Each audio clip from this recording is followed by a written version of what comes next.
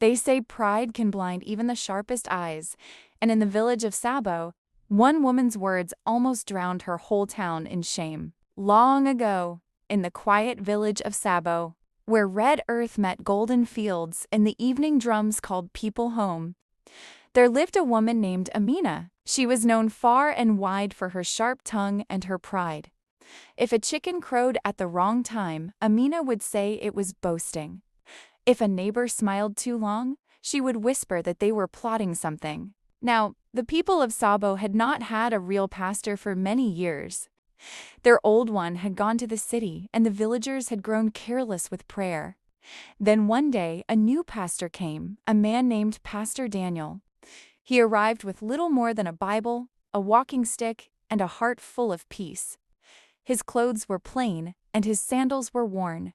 He did not boast, nor did he demand gifts or offerings. He simply said, "Let us pray together, and let us love one another." Many villagers were moved by his words. He visited the sick, comforted widows, and prayed for children who could not sleep at night. But Amina was not impressed. "Look at him," she said one morning at the market. "A real pastor would come with a car, or at least nice shoes. This one looks like a beggar. He is not a man of God. He is a fake." The women around her laughed, nodding in agreement. Word spread quickly, as it often does in small places.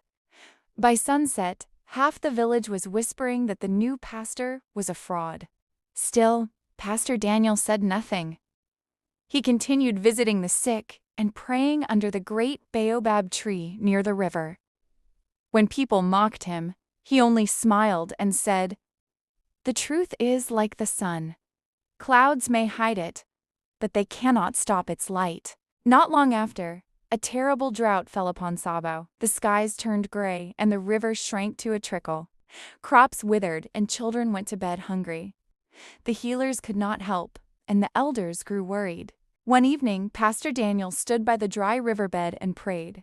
Then he sent word to every home. "Tomorrow, bring a cup of water, even the smallest you can find. Come with faith, not fear." The people murmured. Some said he was foolish. Others said it was witchcraft. And Amina, loudest of all, laughed until tears filled her eyes. "What water? The wells are dry. If this fake pastor wants water, let him make it himself."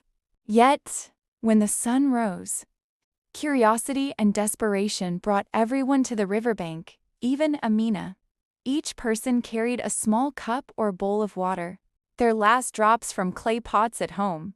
Pastor Daniel lifted his hands and prayed softly, "Lord, you gave us life through water. Look upon your people once more." Then he poured his own cup, the smallest of them all, into the riverbed. A wind blew. The villagers felt dust sting their eyes, and some turned away.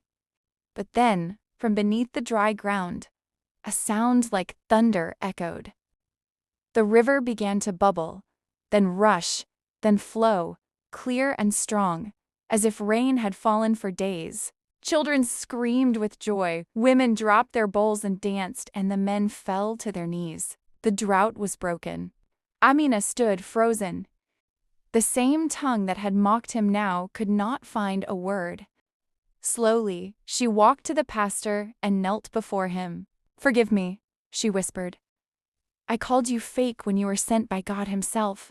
Pastor Daniel smiled and helped her stand. "Do not kneel to me," he said. "The truth does not shout to be believed. It waits. When the time is right, it shines on its own." From that day, Amina became one of his most faithful helpers. She drew water for the sick, swept the church, and warned others to guard their words as they would guard fire, for once it escapes, it can burn more than they know.